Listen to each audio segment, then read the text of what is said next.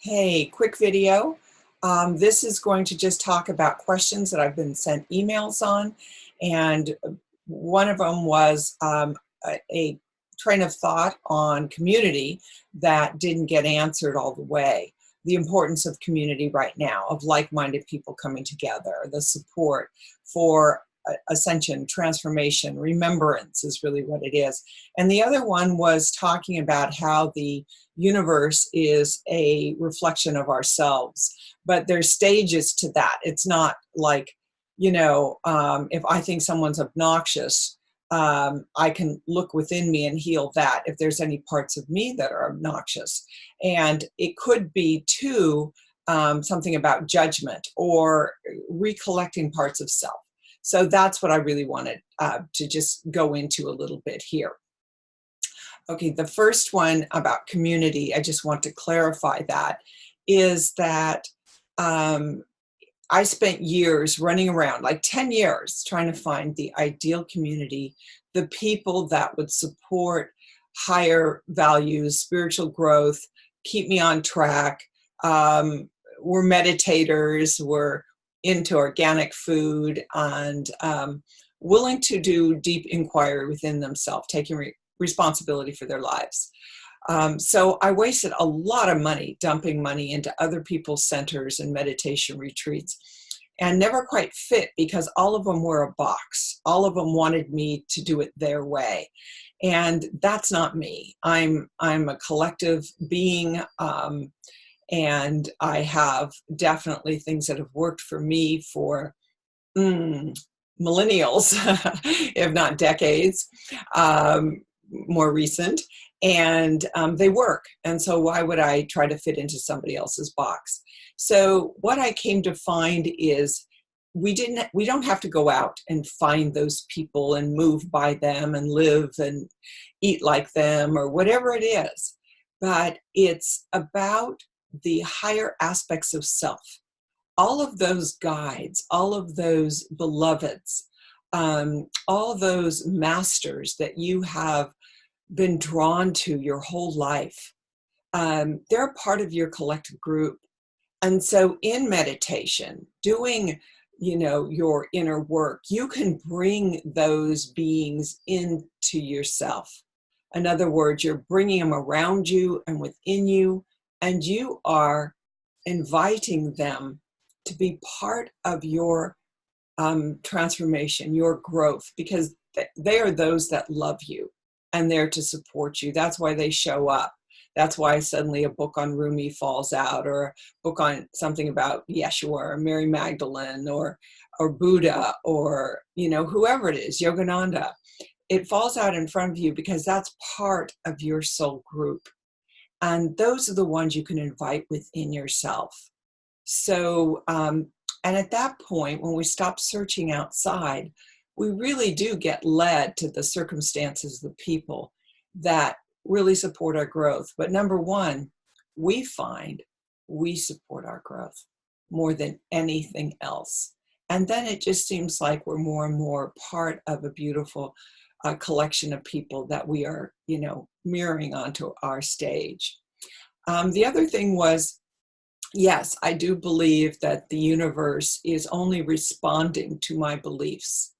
And so therefore, when I looked at other people and I thought things about them, like, oh, they're out of integrity, or they're obnoxious, or they're sneaky, or something else is going on, whatever, I would dive into deep inquiry within myself and do the turnarounds and find out maybe what aspects of myself on whatever level. And I've mentioned before, much of life is like a dream, that if we're not paying attention to the dreams, then it becomes a nightmare, right? So it gets our attention. So right now on the planet, there's a lot of nightmares, and it's only to get our attention to heal it. So what is it that we see about somebody out there? We can have opinions. I'm not saying don't have any opinions, don't stand up for what you believe, but really do your own inner work first before you do that, because then all it is an unauthentic mess that you're part of the problem, not not the solution to the problem. And so, yes, I always do deep inquiry first, but then there's another stage where sometimes it isn't a reflection of something about you, but what it is a reflection of your judgment on something else. And I think I've mentioned before in a video where I used to judge my mother because she wasn't the Kodak, when I grew up, the Kodak commercials of the perfect family. Well, that illusion kept her from loving me the way that I really needed to, because I had to learn that lesson. And it blinded me to who she really was.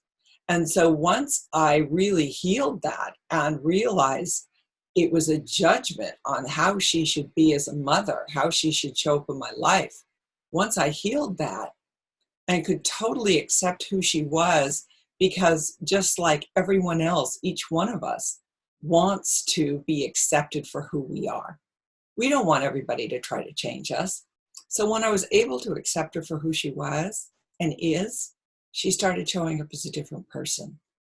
Perhaps it was just I started seeing her as a different person. Those judgments were gone. The expectations were gone. And it's just a lovely dance now of enjoyment and appreciation. So then the third thing is, I've talked about divorces in the past because, those were the really traumatic things in our life that come up. Loss of jobs, divorces, death, all these things were the traumatic ones. And what it is pulling back all aspects of yourself. Like we've scattered them all over. We've shattered our hearts so many times. There's pieces all over the place. And we're collecting them back. We're collecting them for people we gave them to, that they don't deserve it, because it isn't the human emotional heart that we're talking about. We have a divine heart that can just radiate love all the time. There is no over-giving then. So, but it's the human heart, the ego heart, the mind, and we're just recollecting the pieces, saying, no, thank you very much, I'd like that back. And thank you for the lessons, thank you for the opportunities, and bless you and be on your way. So it's not just everything out there is reflecting exactly as you see it. There are stages to it. And I wish you love, and I wish you healing.